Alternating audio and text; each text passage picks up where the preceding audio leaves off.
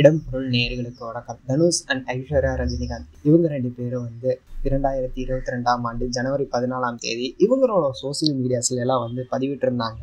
ஒரு போஸ்ட் போட்டிருந்தாங்கப்பா, நாங்கள் 2 பேரும் இனிமேல் பிரிஞ்சு வாழ போகிறோம் அப்படிங்கிற மாதிரி சொல்லியிருந்தாங்கல்ல.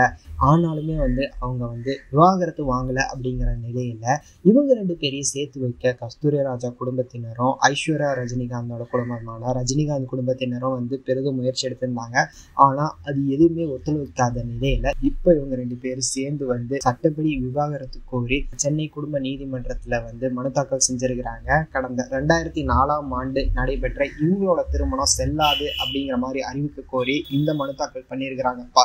இவங்க 2 பேருக்கும் 2 பசங்க யாத்ரா லிங்காண்ட் இருக்கிற நிலையில இவங்க 2 பேரோட எதிர்காலத்தை கருத்துல கொண்டு இந்த முடிவு எடுத்திருப்பாங்க அப்படிங்கிறது தான் நம்பப்படுகிறது.